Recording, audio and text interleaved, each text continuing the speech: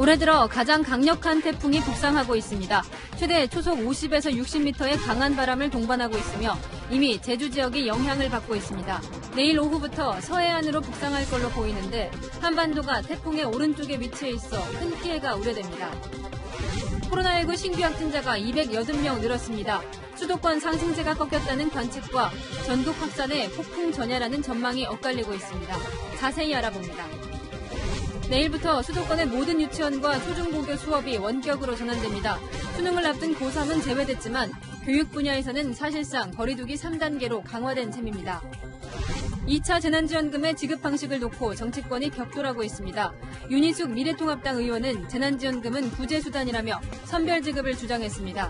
이재명 경기도지사는 그러나 일괄 지급은 하되 현금 대신 지역화폐로 주자고 맞받았습니다. 경찰의 과잉 진압으로 흑인 남성 플로이드가 숨진 지 석 달 만에 이번엔 역시 흑인 남성이 경찰총에 7번이나 맞고 중태에 빠졌습니다. 사건 당시 어린 새아들이 보고 있었습니다.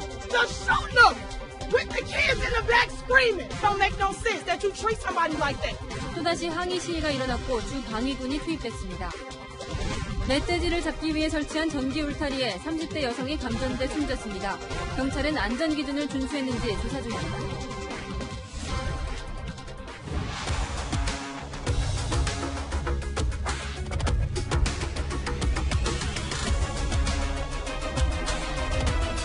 안녕하십니까. 뉴스데이 동정민입니다. 2020년 여름은 이 모두가 힘들었던 계절로 기억될 것 같습니다. 오늘 밤 또 폭풍 전야입니다. 역대 최강 수준의 강풍이 우려되는 태풍 바비가 지금 제주도 먼 바다까지 왔고 이 코로나19 역시 방역당국은 폭풍 전야 같은 상황이라며 이 사회적 거리두기 3단계를 계속 고민하고 있습니다. 교육당국은 오늘 그 첫 발을 뗐습니다. 내일부터 고3 수험생을 제외한 수도권의 모든 유치원과 초중고등학교가 등교 수업을 전면 중단합니다. 이 전면적인 원격 수업은 거리두기 3단계에서 실시되는 초강수 대책입니다. 첫 소식 이지은 기자입니다. 내일부터 유치원을 포함한 수도권의 모든 학교가 등교 수업을 전면 중단하고 원격 수업을 진행합니다. 고등학교는 3분의 2, 나머지는 3분의 1로 등교 인원을 조정한 지 9일 만에 추가 조치가 나온 겁니다. 전면 원격 수업은 사회적 거리두기 3단계에 해당하는 강력한 조치입니다. 등교 수업을 시작한 이후 확진자의 76%가 최근 2주 사이에 발생한 것입니다. 가장 강한 조치를 선제적으로 취하는 데 뜻을 함께 했습니다. 어제 하루 코로나19 확진 판정을 받은 학생과 교사는 26명, 지금까지 확진된 교사와 학생은 380명을 넘어섰습니다. 코로나19 때문에 등교 수업을 중단한 학교도 2,100곳에 이릅니다. 학교 10곳 중 1곳이 문을 닫은 겁니다. 전면 원격 수업은 다음 달 11일까지로 예정돼 있는데 코로나19 확산 추이에 따라 추가 연장될 수 있습니다. 학부모들은 불가피한 상황은 이해하지만 오락가락하는 등교 방침에 혼란스러워합니다. 애들 지금 저희 한 주 갔거든요. 지금 그냥 밀어버리는 게 더 낫지 않았었을까. 왜냐면 애들이 혼란하니까 그냥 원격 수업을 쭉 하던가. 갑작스런 등교 중단 결정에 맞벌이 부부를 중심으로 보육대란이 일어날 수 있다는 우려도 나옵니다. 교육당국은 유치원생과 초등학생에게는 돌봄 서비스를 제공할 예정이라고 밝혔습니다. 수능을 앞둔 고등학교 3학년생들은 원격 수업 대상에서 제외되고 농산 어촌 학교 등은 원격 수업 여부를 자율적으로 결정할 수 있습니다. 채널A 뉴스 이지훈입니다. 참 코로나19로 유독 올해 힘든 우리 고3 수험생들입니다. 12월 3일이죠. 대학 수학능력시험이 오늘로 딱 100일 남았습니다. 사실상 거리두기 3단계까지 발동하자 한 차례 미뤄졌던 수능이 제대로 치러지기는 할지 수험생들의 불안감은 크기만 합니다. 박건영 기자가 현장을 취재했습니다. 서울 동작구의 스터디 카페. 코로나19가 확산되며 대형 학원이 문을 닫자 공부할 곳을 찾아 나선 재수생들이 몰렸습니다. 감염될까 두렵지만 선택지가 없다고 말합니다. 집에서 있는 시간이 아무래도 더 길어지니까 집중이 안 돼서 할 수 없이 에어컨 통해서도 코로나가 확산된다고 하니까 걱정은 되더라고요. 기숙학원에 들어가 공부하던 수험생들도 갈 곳을 잃었습니다. 경기도 일대 기숙학원에는 300명 이상 집합을 금지하는 행정명령이 내려지면서 대부분 학생이 퇴소했습니다.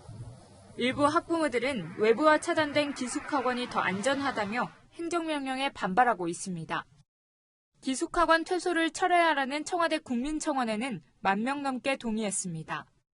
초중고 학생 가운데 유일하게 등교 수업을 하는 고3 학생들도 혼란스럽긴 마찬가지입니다. 야간 자율학습은 사라졌고 수업도 제대로 진행되지 않아 대입 전략을 바꿔야 할지 고민입니다. 대학 진학에 도움이 되는 각종 경시대회도 줄줄이 미뤄지면서 전형을 바꿔야 하는 수험생도 적지 않습니다. 대학 일주일 만에 또 시험이 있었고 학생부도 힘들 것 같아서 정시를 준비하려고 했는데 불리해진 거죠. 학생한테 유리하다. 방역당국이 사회적 거리두기를 3단계로 격상할 경우 수능 일정에도 영향을 미칠 수 있다는 우려가 나오면서 수험생과 학부모 혼란은 더 커질 것으로 보입니다. 채널A 뉴스 박건영입니다.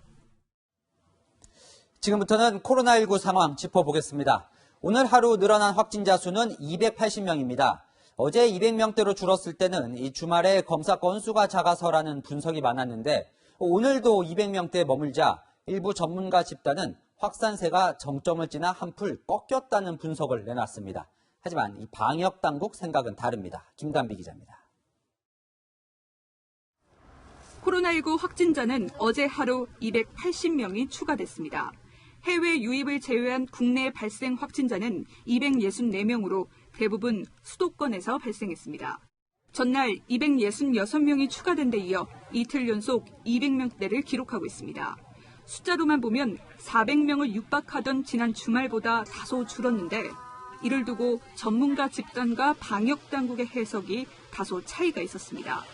먼저 중앙임상위원회는 조심스런 예측이라는 전제는 뒀지만 사회적 거리두기가 느슨해진 시기 발생한 확진자가 지난 주말 정점을 찍은 뒤 수도권에서는 확산세가 한풀 꺾인 것으로 본다고 분석했습니다. 8월 23일이 흐름상 가장 피크를 그린 날이었던 걸로 추정이 되고 있고 수도권에서는 이 증가세는 한번 꺾이지 않았나라고 추정을 하고 있고요. 적어도 증가하지는 않는 것으로. 하지만 뒤이어 발표한 방역당국의 해석은 달랐습니다. 통계적으로는 환자가 대폭 늘어나지 않은 것처럼 보이지만 실제로는 전국 확산을 앞둔 폭풍 전야라고 비유했습니다. 지난 19일부터 시작된 수도권의 사회적 거리두기 2단계 시행의 효과를 판단하기는 이르다는 해석입니다. 이틀 연속 겉으로 보기에 확진자 수가 정체된 것처럼 보이고 있지만 전국 확산의 폭풍 전야라고 판단하고 있습니다. 방역당국은 수도권 이외의 지역에서 환자 발생이 이어지고 있는 상황이라며 위험 요인이 존재한다고 덧붙였습니다. 채널A 뉴스 김단비입니다. 지난 2000년 의약분업 당시 병원을 마비시켰던 의사 총파업 기억나십니까? 의사협회가 20년 만에 최대 규모의 총파업을 내일부터 예고하고 있습니다. 그런데 이 병상이 부족해 코로나 확진자가 입원을 못하고 집에서 격리 치료를 받는 일마저 벌어지기 시작했습니다. 의료 공백이 걱정입니다. 이상현 기자입니다.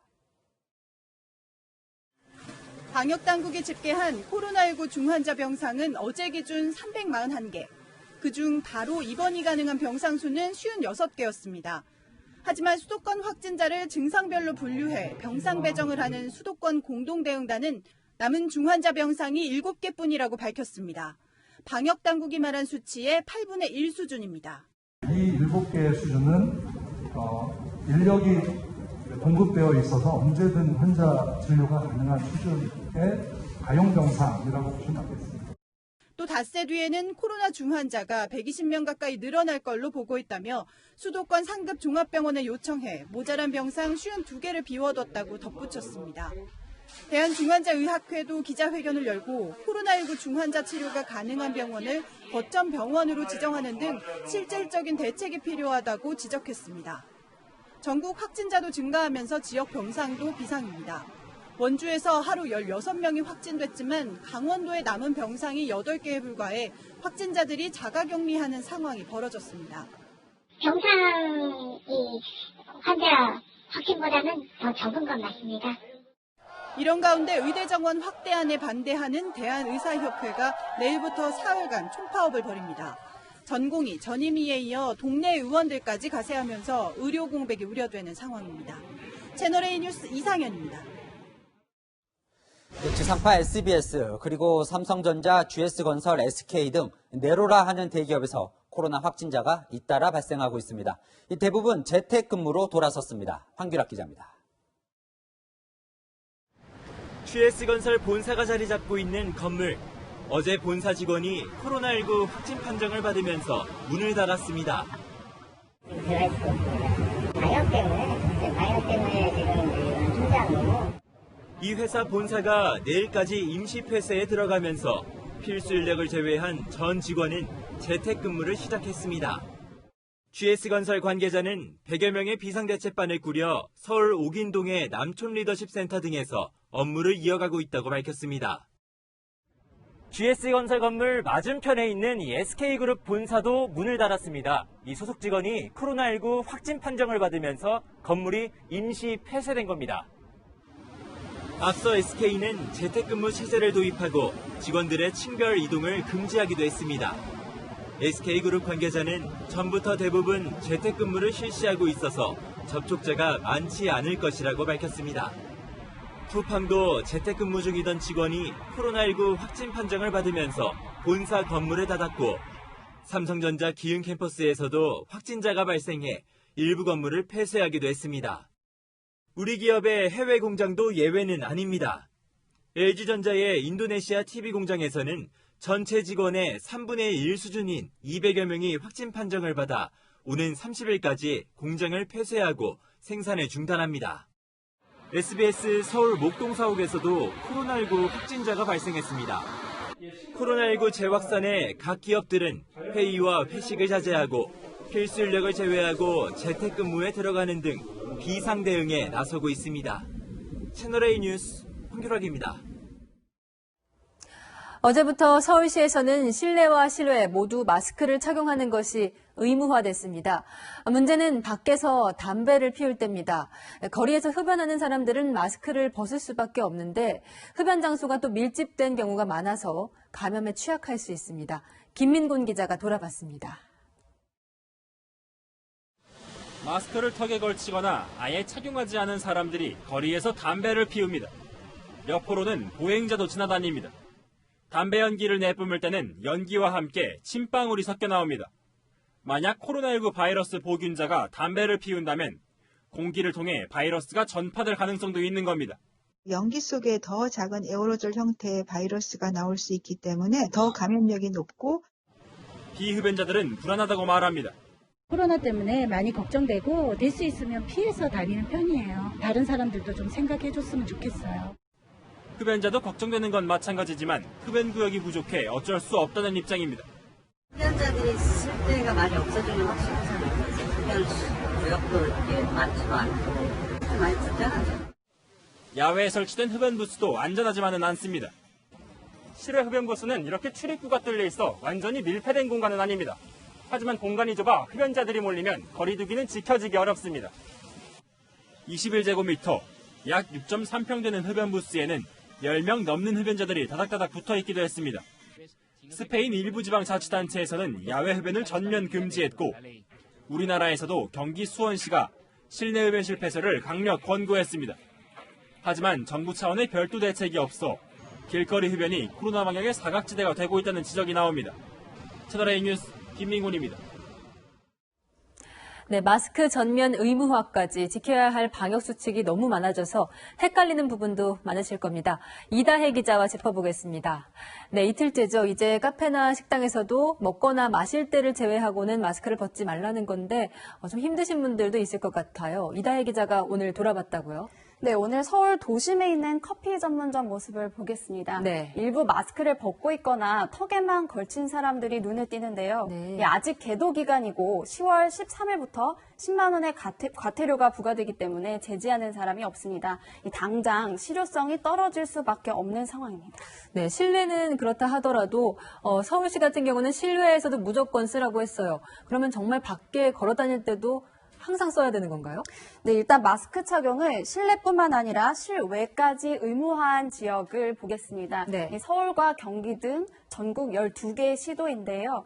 길거리를 걸을 때도 마스크를 꼭 써야 하나 이런 궁금증 많으실 겁니다. 네. 방역 당국의 답변은 길거리에서 사람 간 2m 이상 거리 두기가 불가능할 경우입니다.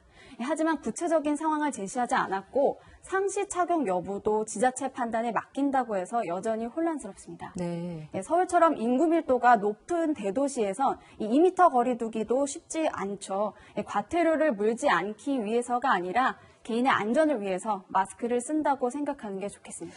그런데 요즘 같은 경우는 날씨까지 더우니까 마스크 지옥이라는 말까지 나오는데 언제쯤 벗어날 수 있을까 참 궁금합니다. 백신이 나오면 마스크 벗을 수 있을까요? 네, 그렇다고 말씀드릴 수가 없어서 저도 참 안타깝습니다. 네. 현재 우리가 바라는 백신이 지금 우리가 쓰고 있는 마스크의 확산 예방 효과보다 더 좋은 백신이 나오리라는 것도 보장하기 어렵다고 하겠습니다. 네, 마스크보다 더 예방 효과가 좋은 백신이 나온다고 보장할 수 없다는 겁니다. 통상 호흡기 바이러스 백신, 가령 독감 백신도요, 예방 효과가 50% 이하라고 알려져 있습니다. 안전성이 보장된 백신이 나오려면 최소 8개월은 걸릴 전망입니다. 네, 이 마스크 못지않게 또 중요한 것이 사람 간 거리두기입니다. 계속 얘기가 나오는 것이 3단계 거리두기인데 효과가 강력할까요? 네, 지난 3월 21일 강화된 거리두기 시행 당시에 네. 일주일간 신규 확진자가 일평균 97명이었는데요. 2주 뒤 55명으로 줄어드는 효과가 있었습니다. 의료계에선 선제적으로 3단계 격상을 해야 한다는 의견이 많은데요. 방역당국은 일단 이번 주 2단계 거리두기 효과를 지켜보면서 결정하겠다는 입장입니다. 이번 주를 지켜보고 결정하겠다. 그 말은 이번 주 주말이라도 3단계로 격상할 수도 있다는 얘기인데 우리가 준비는 되어 있습니까? 네, 아직 구체적인 지침이 나오진 않았습니다. 네. 출퇴근 시 퇴근할 때 또 출근할 때 대중교통 밀집도를 어떻게 완화할지 밤 9시 이후 다중이용시설 운영 중단은 어떤 업종에 해당하는지 등 명확하지 않은 게 많은데요. 이 혼란을 막기 위해 빠른 조치가 필요할 것 같습니다. 네, 이런 부분들은 소상공인들께 특히 중요한데 잘 대비하실 수 있도록 미리 준비가 필요하겠습니다. 자, 이다혜 기자 잘 들었습니다. 네, 3단계 거리두기 올린다 안 올린다 말은 많지만 효과와 역효과 어느 쪽이 더 많을지는 누구도 예측할 수가 없습니다. 도시 전체를 셧다운했던 뉴욕주는 경제 활력을 잃었고 프랑스는 나라가 멈췄습니다. 박수유 기자가 보도합니다. 지난 3월부터 2달 동안 봉쇄령이 내려졌던 뉴욕주의 뉴 로셸 지역입니다. 주 방위군까지 투입해 통행을 철저히 단속했습니다.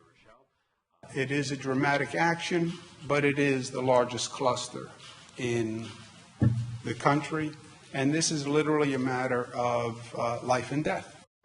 당시 코로나19 확산세가 가장 심각했던 뉴욕주에서는 필수 인원을 제외하고 모두 재택근무령이 떨어졌습니다. 그 사이 뉴욕시는 심각한 재정난에 빠졌고 실업률은 20%까지 치솟았습니다. 프랑스도 지난 3월부터 전국에 봉쇄령을 내리고 대입 자격시험인 바칼로레아까지 취소했습니다.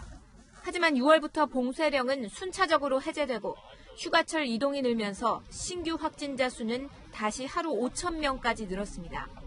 급박한 상황에 닥쳤지만 마크롱 프랑스 대통령은 봉쇄로 인한 피해가 상당했다며 다시 나라를 멈추게 할 수는 없다며 고민을 표현했습니다.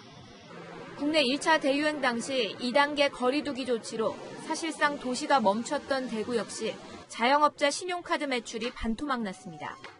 수도권에서 3단계 사회적 거리두기가 시행된다면 3분기에 정부는 플러스 성장률을 예상하고 있었지만 마이너스가 될 가능성이 상당히 높을 것 같습니다. 내일부터 수도권 학교 전면 원격 수업이 시행되면서 사실상 3단계 사회적 거리두기가 시작됐다는 주장이 나오는 상황. 방역이 우선이냐 경기 회복이 먼저냐를 놓고 정부의 고민이 깊어지고 있습니다. 채널A 뉴스 박수입니다. 네, 식당이나 카페 같은 자영업자들은 이미 거리두기 3단계가 시행된 것이나 마찬가지입니다. 지금 상황이 계엄령 같다는 한탄이 나올 정도입니다. 발길 끊긴 동네 업소들을 제가 직접 취재했습니다.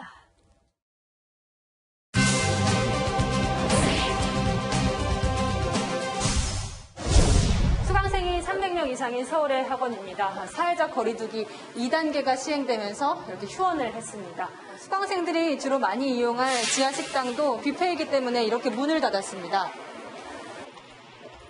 거리두기 3단계가 시행되면 문을 닫아야 하는 다른 업소들도 찾아가 봤습니다. 당구장의 걱정이 3단계 되면은 문 닫아야죠. 구청에서 이렇게 해가지고 저희 어느 생일마다 이렇게 장력 하고 어느 정도 다 되고 다 하는데 여기에서 한 번이라도 걸리거나 그러면 상당히 2주 그냥 영업 정지. 이미 당구장 매출은 3단계나 다름없습니다. 저 어지간하면 문 닫으려 했다니까요. 그래봐야 하루 종일 일어나야 되만. 어제도 10시도 안 돼서 들어갔어요.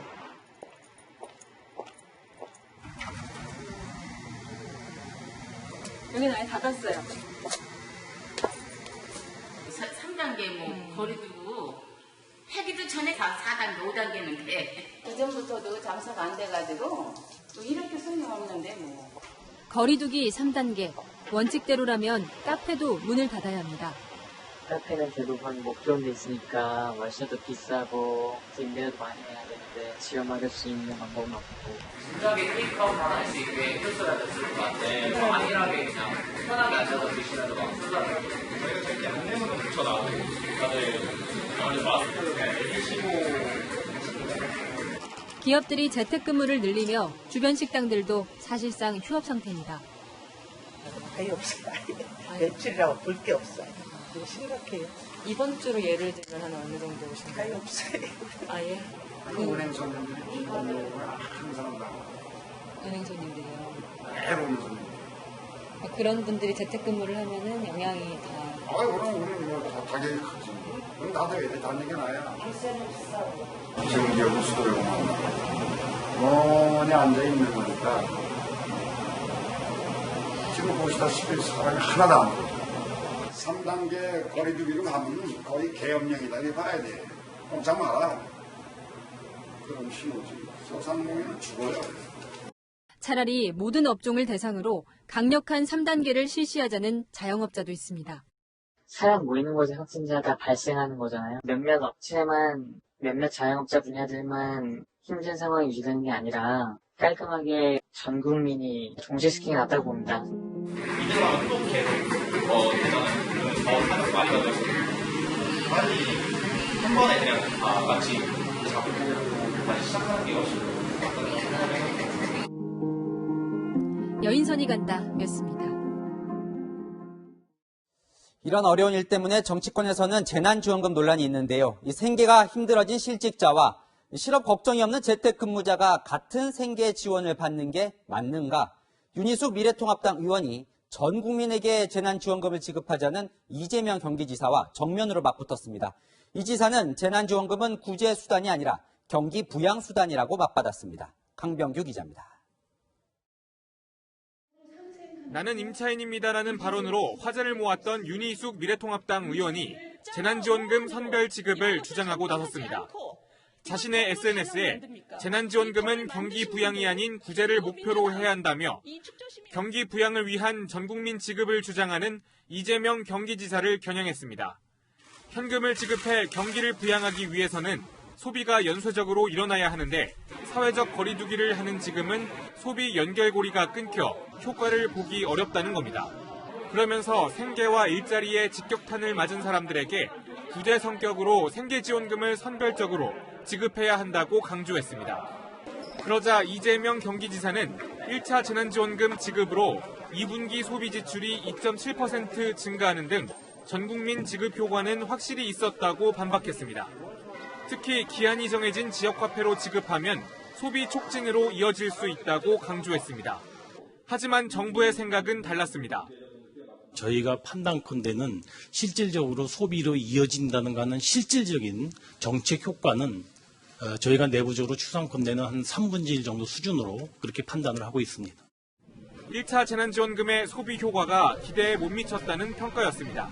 채널A 뉴스 강병규입니다. 노영민 대통령 비서실장이 오늘 국회에 출석했습니다. 청와대 참모들의 다주택 논란, 부동산 실적 논란, 청와대 참모 간의 다툼까지 궁금한 점이 많죠.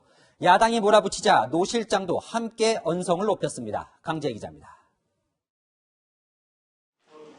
국회 운영위에 출석한 노영민 대통령 비서실장은 국민들이 정부의 부동산 정책을 지지하고 있다고 말했습니다.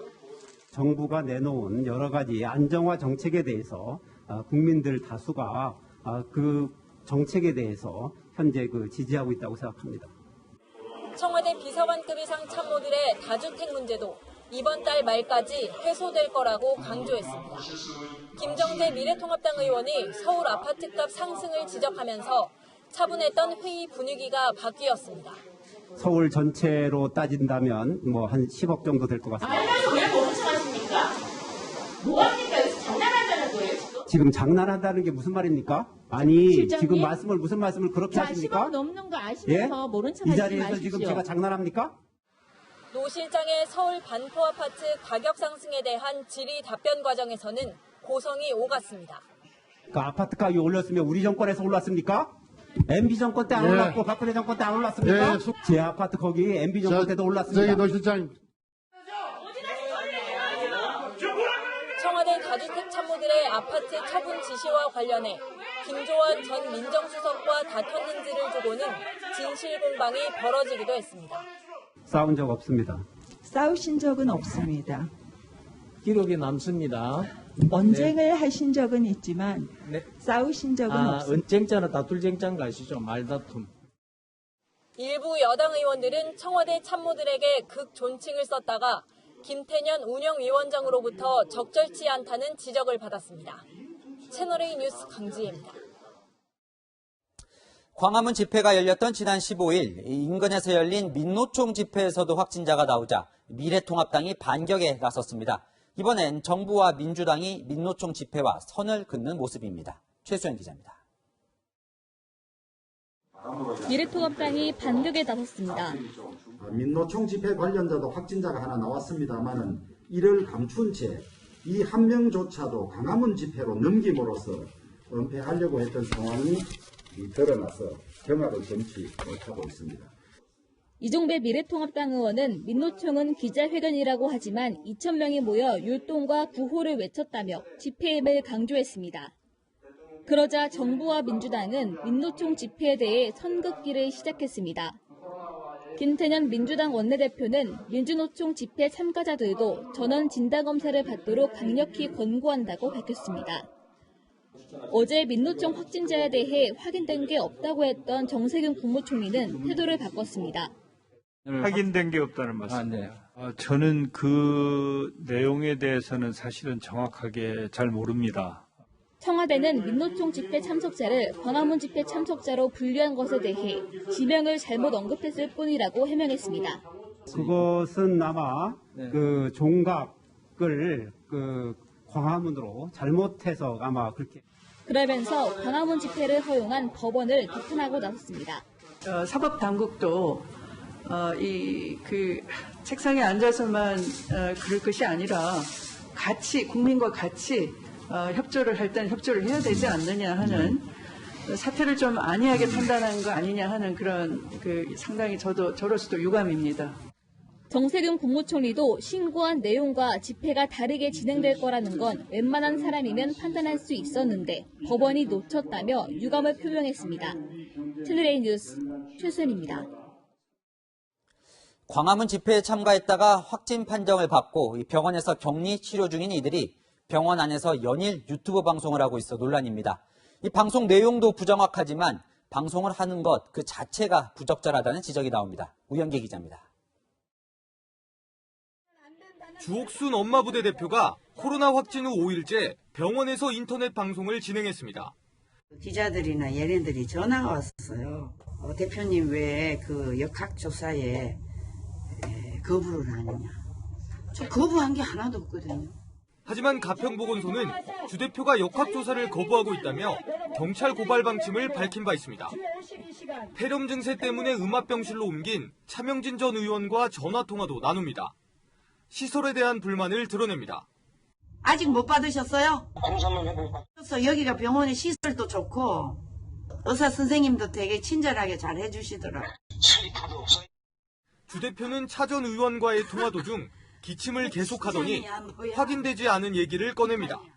민노총이 지금 30명이 나왔다는데 사실이에요? 어제 방송에선 전광훈 목사의 잔기침 소리가 이어졌습니다. 기침이 좀 있었는데 여기서 저는 약 먹고 많이 없어졌고 온도도 정상이고 혈압도 괜찮으시고 혈압도 괜찮고. 주 대표는 어제 방송이 논란이 되자 현재는 영상을 삭제했습니다. 이들이 방송에서 한 발언 내용도 논란이지만 전문가들은 병상에서 방송을 하는 행위가 의료진의 치료를 방해할 수 있다고 지적합니다. 방송을 하든지 하는 것은 환자의 안전 가료에도 도움이 되지 않고 의료진이 환자를 치료하는 데도 방해가 될 수 있는 문제가 또 있습니다. 15일 광화문 집회 시작 전에 전광훈 목사를 따로 만났던 전 목사 측 변호인 2명도 최근 코로나 확진 판정을 받았습니다. 채널A 뉴스 우현기입니다.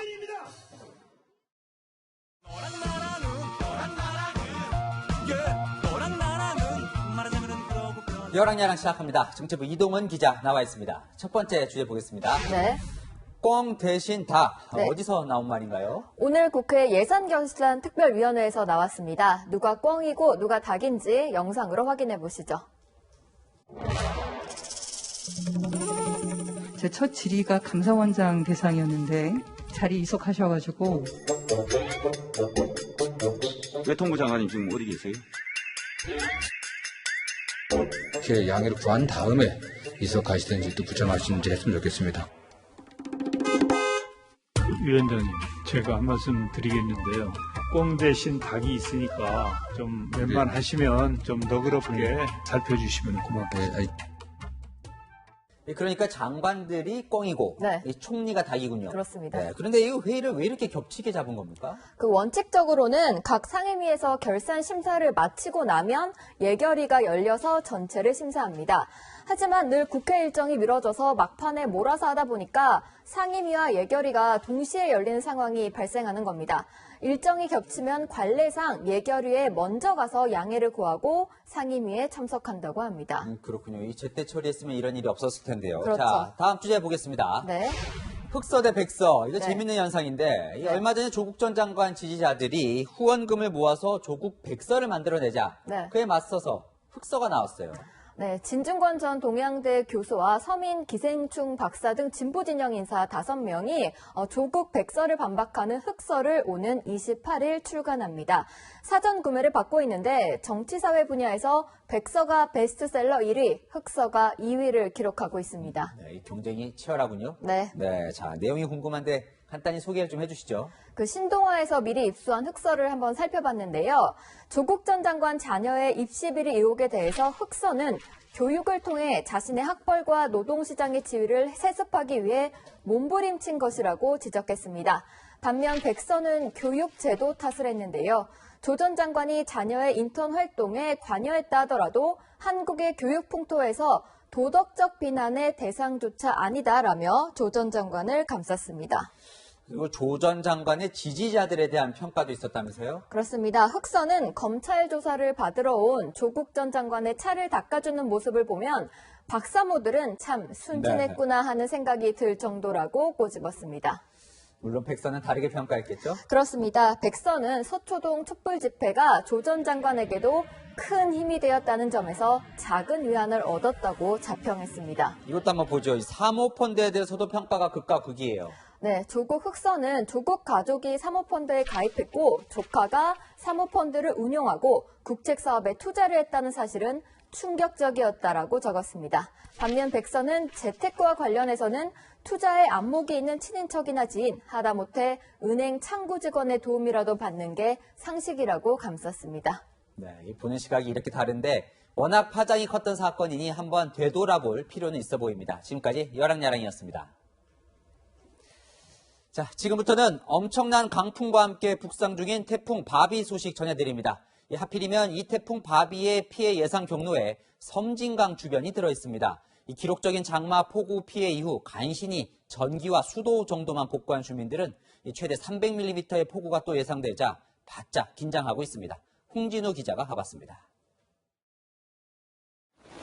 흙탕물이 다리 위로 넘쳐 흐릅니다. 기록적 폭우는 화개장터 전체를 물바다로 만들었습니다. 오늘 다시 찾아간 화개장터.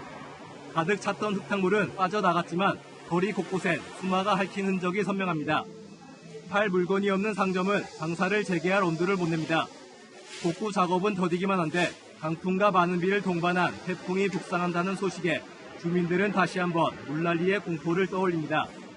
또 물 잠길까봐 너무너무 걱정되죠. 물난리 가면 하니까 그 뒤로 괜히 비가 온다 그러면 괜히 그 공포가 자꾸 오는 것 같아요. 복구 과정에서 나온 쓰레기 처리도 문제입니다. 물난리가 난 지 2주가 지났지만 섬진강 변에는 이렇게 못 치운 쓰레기가 산더미처럼 쌓여 있습니다. 강풍에 날아갈까봐 급히 방수포를 덮는 작업에 나섰지만 수위가 높아지면 강으로 흘러들어 물길을 막을 수도 있습니다. 지난 폭우 당시 제방 붕괴와 산사태가 잇따른 호남 지역도 불안하기 마찬가지. 산사태가 났던 태양광 발전시설은 재발을 막기 위한 보강 작업이 한창입니다. 전북 임실 섬진강댐도 방류량을 늘리기 시작했습니다. 태풍이 상류에 큰 비를 내려 방류량을 급히 늘려야 하는 상황을 피하려는 겁니다. 또 다시 범람하지 않을까 하는 걱정도 크고요. 그래서 일단은 저희가 할 수 있는 거는 최대한 짐을 높은 곳에 올려두고 대비를 하는 마.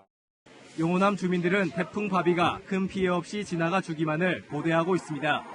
채널A 뉴스 홍진우입니다.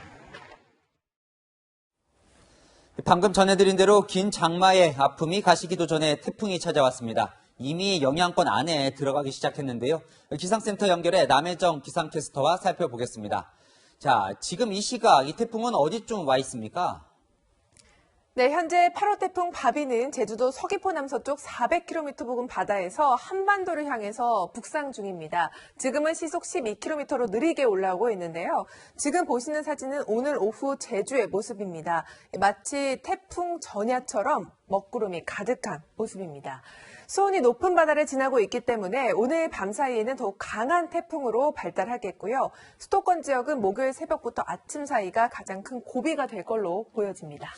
특히 바람이 굉장히 강할 걸로 예상이 돼서 걱정인데 어느 정도 불까요?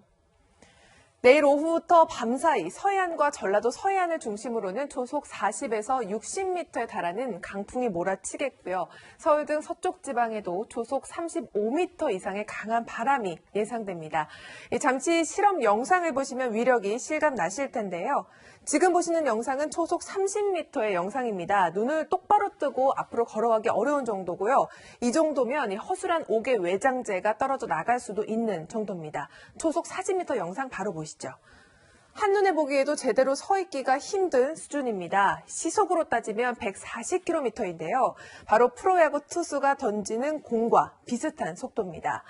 지난해 찾아온 태풍 링링의 피해 상황 한번 살펴보시죠. 당시에는 초속 50m의 강풍이 몰아쳤었는데요. 인천항의 신호등과 가로등이 이렇게 처참하게 파손된 모습입니다. 군산 비흥항의 간판도 이렇게 떨어져 나간 모습입니다. 내일 서해안 지역은 최대 초속 60m까지 강한 바람이 불 것으로 예상되고 있습니다. 그런데 이번 태풍은 한반도에 상륙도 하지 않는다면서요. 그런데 피해는 더 클 수 있다. 이건 무슨 얘기인가요? 네, 원래 태풍이 육지로 상륙하게 되면 수증기의 공급이 끊어지고 지면 마찰로 세력이 빠르게 약해지는데요. 이번에는 육지가 아니라 이렇게 서해 바다를 따라서 올라오는 모습입니다. 서해 바다를 따라 북상하기 때문에 위력이 줄어들지 않는 겁니다. 게다가 한반도가 태풍의 오른쪽에 위치해 있을 때 더욱 위험한데요. 이번에는 한반도가 오른쪽인 위험 반원에 있기 때문에 바람이 더 강해지는 겁니다. 네, 강풍 이야기는 많이 했는데 그럼 이번 태풍 바비는 이 비 걱정은 안 해도 되는 건가요? 그건 아닙니다. 많은 비까지 동반돼서 더 우려가 되는데요. 지형적인 영향까지 더해지는 전라도와 지리산 부근에는 100에서 300mm, 제주 산간에는 500mm 이상이 집중되겠고 서울 등 내륙에도 30에서 100mm의 꽤 많은 비가 올 걸로 보입니다. 서울 등 중북부 지역은 모레 새벽부터가 강한 비바람의 고비가 되겠습니다. 지금까지 태풍 소식 전해드렸습니다.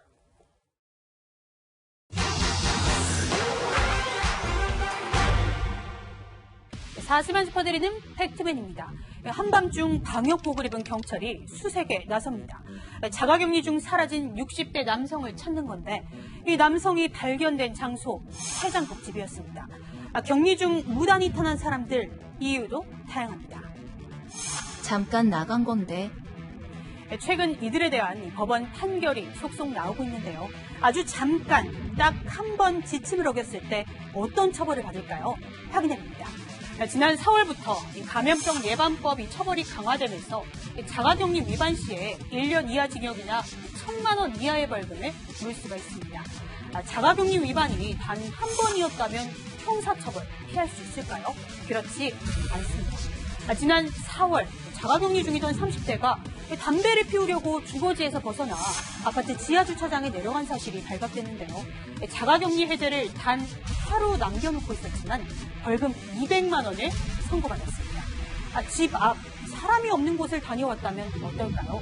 비슷한 시기 또 다른 자가격리자가 쑥을 캐러 집에서 20m 거리에 있는 밭에 나갔는데요. 재판부는 밭도 사람이 다니는 길을 지나야 한다며 역시 벌금 200만 원을 선고했죠. 격리 지침을 어겨도 벌금만 받는 걸까요? 사실이 아닙니다. 답답하다는 이유로 주거지를 이탈한 20대, 중랑천 일대를 돌아다니다가 공용 화장실에 들리고 편의점과 사우나도 방문했죠. 한 번 붙잡힌 뒤에도 산으로 달아나기까지 했는데요. 재판부는 코로나19가 심각한 상황에서 죄질이 안 좋다며 징역 4개월의 실형을 선고했습니다. 행정안전부에 확인해보니 지난 17일까지 자가격리 중에 무단 이탈한 사람이 822명이나 되는데요.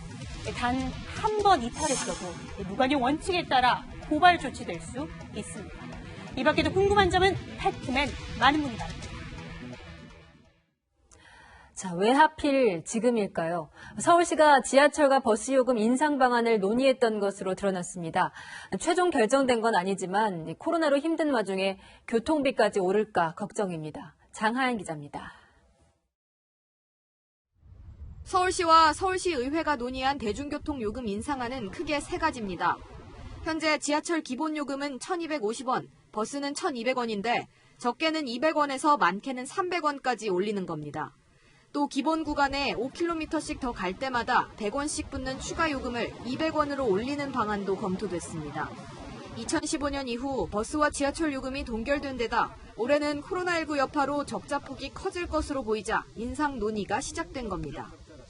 매년 5천억 이상 적자였는데 금년에는 이제 방역 비용도 추가로 들어가고 거의 1조 원 정도 누적 적자가 예상되니까 버스 회사도 이대로라면 영업을 포기해야 한다고 말합니다. 코로나 때문에 더더군다나 운송 수입도 엄청나게 감소하고 승객도 덜 타고 이러면서 시에서 지금 지원을 끊임없이 해줄 수도 없는 거고. 하지만 시민들은 가뜩이나 살기 팍팍한 때 대중교통 요금까지 올리냐는 반응입니다. 지금 코로나 때문에 경제적으로 많이 어려워서 지금 사실 한치 앞을 모른 상태에서 요금 인상까지 된다는 거는 지금 시기상조인 것 같습니다. 매일 타는 거잖아요, 서민들이. 그렇기 때문에 아마 이거는 저희가 굉장히 타격이 더 클 거라고 생각해요. 논란이 커지자 서울시는 아이디어 차원일 뿐 결정된 것은 없다고 해명했습니다. 서울시의회도 코로나19가 진정된 이후에 시민공청회를 거쳐 인상 시기를 검토하겠다고 밝혔습니다. 채널A 뉴스 장하연입니다. 요즘 산에서 내려온 멧돼지 같은 야생동물이 농작물을 망치는 일이 많다 보니 전기 울타리를 설치하는 농가도 있습니다. 멧돼지를 막겠다고 설치한 전기 울타리에 30대 여성이 감전에 사망하는 사고가 났습니다. 배유미 기자입니다. 경북 상주시 야산에서 30대 여성이 119에 구조 요청 전화를 걸어온 건 지난 23일 오후 6시 17분쯤. 신고자는 자신이 감전된 것 같다고 직접 상태를 설명했습니다. 물감이 걸려가지고 전기통한다고 본인이 죽었거든요. 구조대가 20분 만에 도착했지만 신고자님이 의식을 잃은 상태였습니다. 호흡이랑 물감이 없었고요. 의식도 없었고 바로 CPR 실시하고 이송했거든요. 여성은 급히 병원에 옮겨졌지만 끝내 숨을 거뒀습니다. 숨진 여성이 감전된 장소는 상기식을 따라 세워진 전기 울타리였습니다. 멧돼지와 고라니 같은 야생동물이 밭으로 들어와 농작물을 망치는 걸 막으려고 농가에서 설치한 겁니다.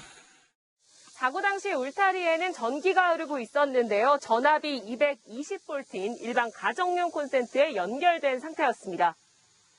울타리 곳곳에 고압주의 표시를 붙여놓긴 했지만 울타리 전체에 붙인 것도 아니고 일부 각도에선 보이지 않는 곳도 있습니다. 숨진 여성은 환경부 산하 국립낙동강생물자원관 소속 연구원으로 알려졌습니다.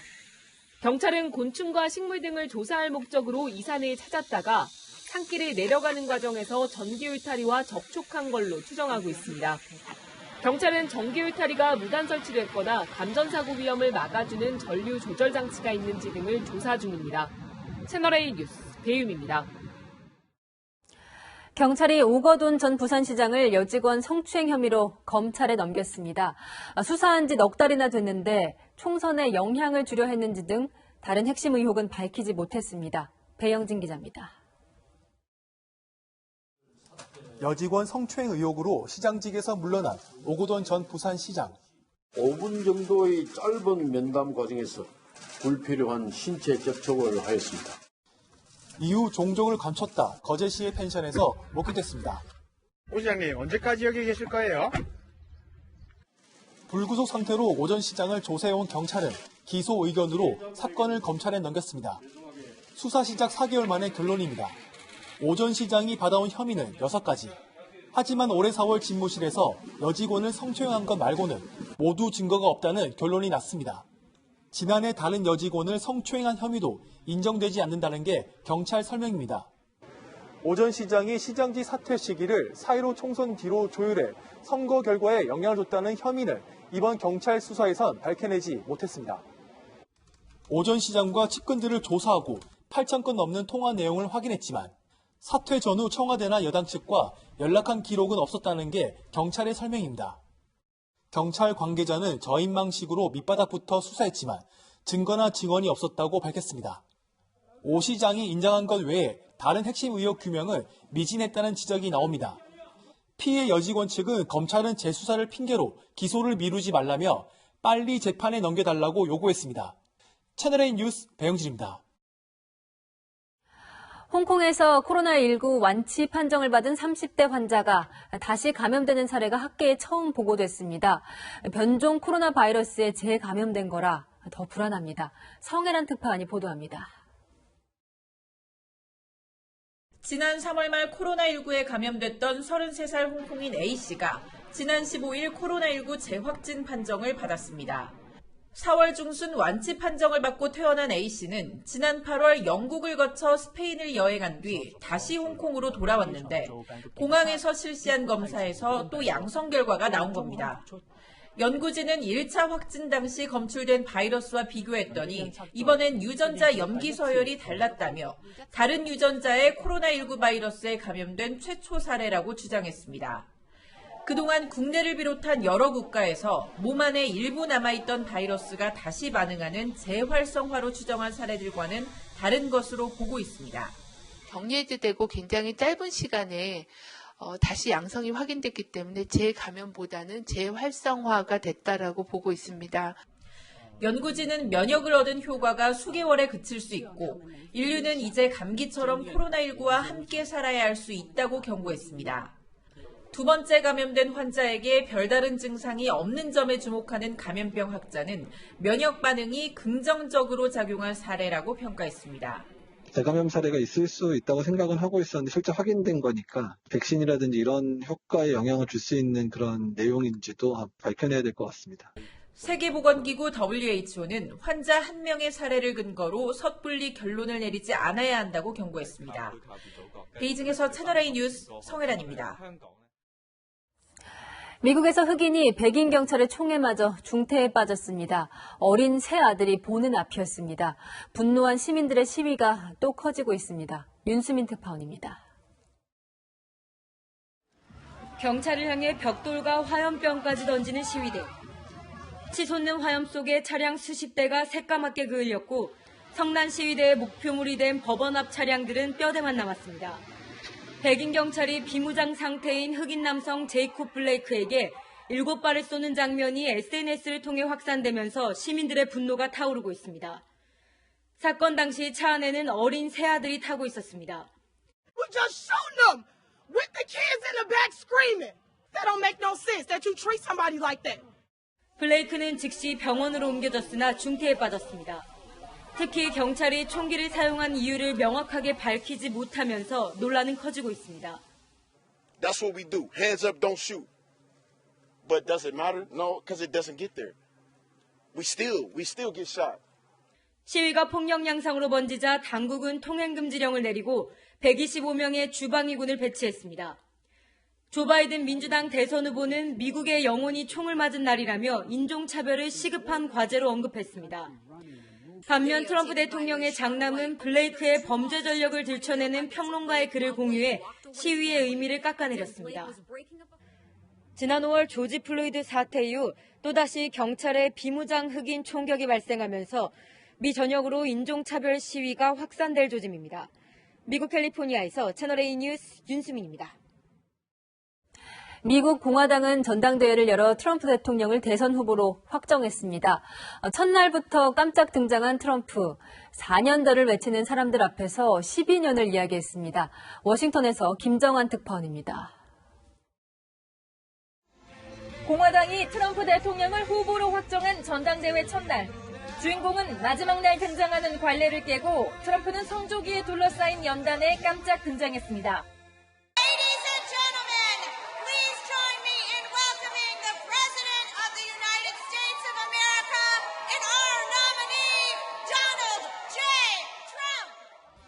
그러면서 민주당이 선거를 이길 수 있는 유일한 길은 부정선거밖에 없다며 도발적인 발언을 이어갔습니다. Now, if you want to really drive them crazy, you say 12 more years. Because we caught them doing some really bad things in 2016. Let's see what happens. 미 수정헌법 22조는 이회를 초과해 대통령직에 당선될 수 없다고 규정하고 있지만 트럼프 대통령은 지난 2016년 대선 당시 부정 개입이 있었고 본인만이 적임자라며 3연임 희망 의사를 공공연하게 시사해왔습니다. 워싱턴 포스트는 독재자들의 친구인 트럼프가 영원한 대통령이 되길 원하는 것이라 맹공했고 행사장 밖에선 전당대회 반대 시위대와 경찰 간 충돌이 벌어졌습니다. 그러나 찬조 연설에 나선 장남과 충성파 참모진은 트럼프만이 미국을 더 안전하게 만들 것이라 강조했습니다. In much of the Democratic Party, it's now fashionable to say that America is racist. That is a lie. 트럼프는 최근 지지율 평균에서 바이든의 7.6%포인트 차이로 뒤져 있는 것으로 나타났습니다. 지지율 격차가 계속 좁혀지고 있다는 분석이 나오는 가운데 이 주요 변수가 될 수 있는 대선 토론회는 다음 달과 10월 총 3차례 열릴 예정입니다. 워싱턴에서 채널A 뉴스 김정한입니다. 온종일 허리 숙이고 땀을 흘리던 농사 모습이 몰라보게 달라지고 있습니다. 첨단 기술이 장착된 스마트 농장 모습 보시죠. 공국진 기자가 다녀왔습니다. 푸른 들녘 한가운데 축구장 5개를 합친 넓이에 거대 유리 온실이 보입니다. 온실 안에선 농민들이 개도차에 앉아 토마토를 골라 수확하는 손길이 분주합니다. 겉모습은 일반 토마토 같지만 당도가 높고 색깔도 다양해 2배 넘는 가격에 팔리는 칵테일 토마토입니다. 수확은 사람의 손이 필요하지만 생육관리는 온실 한켠에 자리 잡은 첨단 장비의 몫입니다. 물 공급부터 일조량 조절, 환기창과 차양막 작동까지 클릭 한 번에 제어하는 스마트팜의 핵심 설비입니다. 이 스마트폰 하나만 있으면 온실 내 온도와 습도 등 모든 환경을 자동으로 제어할 수 있습니다. 30대 청년 농부가 온실에 붙어 있지 않아도 농장 걱정이 없는 이유입니다. 정확하게 세팅을 해주면은 그것을 정확한 그 시간대 원하는 명령어를 정확하게 행동할 수 있기 때문에 스마트팜은 저는 무조건 해야 되는. 흙 대신 코코넛 껍질을 잘게 부순 코코피트에 토마토를 심은 것도 이유가 있습니다. 뿌리가 어떻게 분포하고 있는지 그리고 물이 얼마나 필요한지 아닌지를 객관화된 수치적으로 알 수가 있거든요. 그래서 훨씬 더 정밀한 농업을 할 수가 있습니다. 유리온실과 스마트팜 구축에 적지 않은 투자를 했지만 비닐하우스 대비 생산량도 많고 부가가치가 높은 토마토 생산이 가능해 연매출이 30억 원에 이릅니다.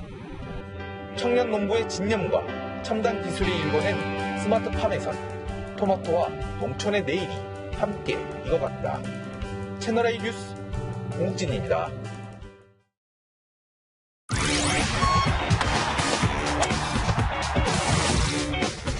안녕하십니까. 스포츠 뉴스입니다. 지난 주말 기아가 연이틀 판정 논란에 휘말렸는데요. 한 달 전부터 심판진과 악연이 쌓이고 있습니다. 현장 취재기자 연결합니다. 김유빈 기자. 네, 잠실에 나와 있습니다. 지난 주말 연이틀 오심 논란에 휘말렸던 기아가 오늘은 두산을 상대로 3대1로 분전하고 있는데요. 경기 내내 메인 눈으로 지켜보던 기아 맷 윌리엄스 감독, 조금 전 박찬호가 도루 과정에서 아웃 판정을 받자 곧바로 비디오 판독을 요청해 세이프 판정으로 다시 바꿔내기도 했습니다. 3분이 지난 뒤 판독 결과가 나와 규정 위반 논란이 일었고 그 전날엔 엄청난 수비 성공이 2루타로 판정되면서 윌리엄스 기아 감독은 지난 주말 뿔이 났습니다. 심판과의 악연은 한 달 전부터였습니다. 임기영이 투구 자세를 취하는데 주심이 보크를 선언합니다. 그 전까지 투구 동작과는 다르게 어깨를 떨궜다는 겁니다. 의아한 듯 항의하는 윌리엄스 감독, 선수들도 숨을 쉰다고 어필하지만 소용이 없습니다. 열흘 뒤 홈으로 쇄도하는 유민상, 하지만 태그아웃 판정을 받습니다. 감독이 비디오 판독을 요청하는데 받아들여지지가 않습니다. 명확하게 요청하지 않았던 겁니다.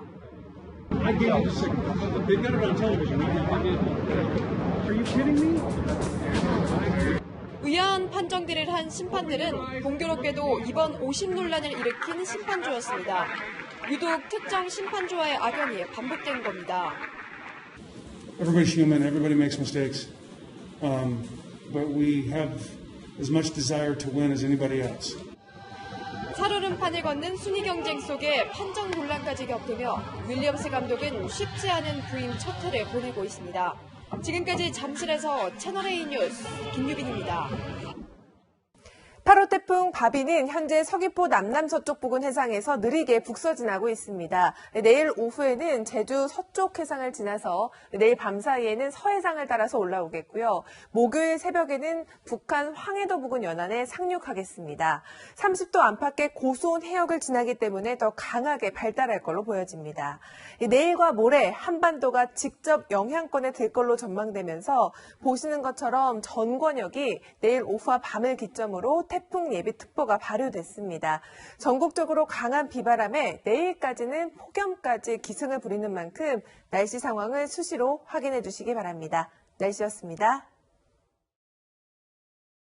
지난달 서울에서 가장 집을 많이 산 세대는 30대였습니다. 사회에 갓 나온 30대가 돈이 많아서 집을 산 건 당연히 아니겠죠. 빚내서 집 산다는 빚투, 영혼까지 끌어모은다는 영끌이라는 말이 30대들의 집 투자에도 당연히 따라 나왔습니다. 청년들이 갑자기 영혼까지 걸어야 했던 이유, 정부의 부동산 정책 때문이었을 겁니다. 오늘 김현미 국토교통부 장관이 영끌에서 집을 산 30대가 안타깝다고 말했습니다. 이제 곧 정책 효과가 나타나 집값이 떨어질 텐데 잘못된 판단을 했다는 거죠. 기사엔 이런 댓글이 달렸습니다. 정부가 부동산값 잡힌다고 해서 2, 3년간 기다려온 이들이다. 안타까워할 일이 아니라 사과하고 책임질 일이다. 진짜 안타까운 건 집권 4년 차까지 집값 못 잡고 집 사지 말라고만 하는 정부를 바라보는 국민입니다. 내일도 뉴스입니다.